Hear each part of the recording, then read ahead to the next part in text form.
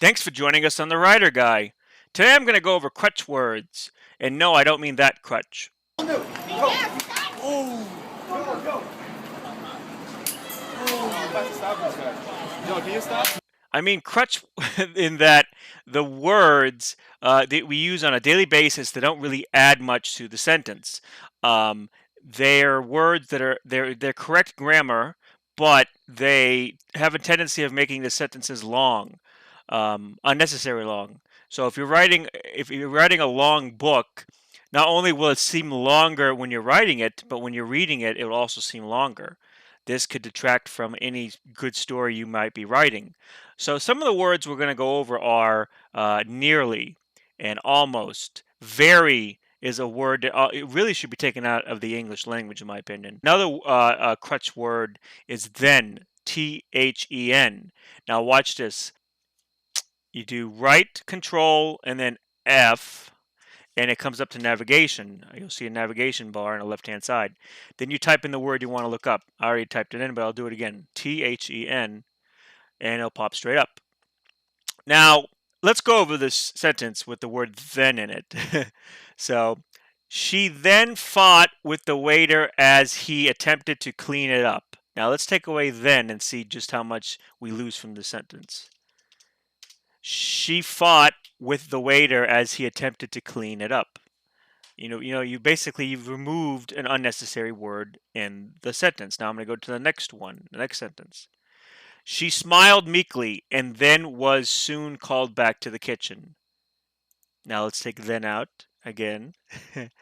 uh, she smiled meekly and was soon called back into the kitchen. So, we basically have cleaned up the sentence pretty well. Now, you could also, with that, is probably take out in too. Let's see. She smiled meekly and was soon called back to the kitchen, probably, right? So we basically, we've shortened it up even more. So these little tricks, they really do add up in the end. Now let's type in a word that we're looking at. So for instance, thank you, sir, so very much.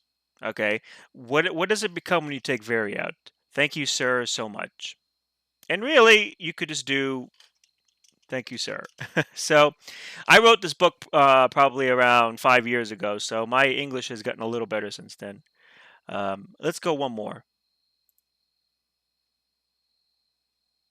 So a very wild animal becomes a wild animal.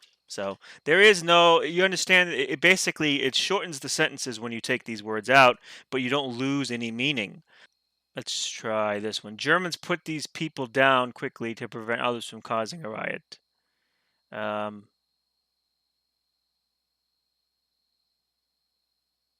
Here's another one. Vasily pulled down Solomon's hat and gently tapped on his head. Becomes when we take down out.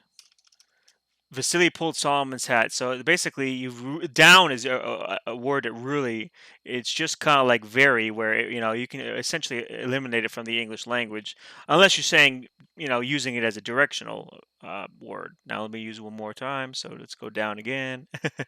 The truck made its way down the road with a full load.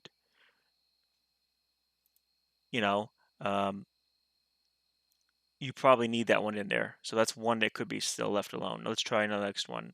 Ludwig stared for a moment before getting down on the ground and pretending to check the axles.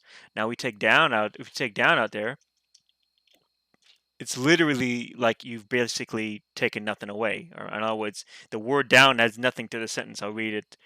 Ludwig stared for a moment before getting on the ground and pretending to check the axles. So these are some of the words that you can eliminate from your text.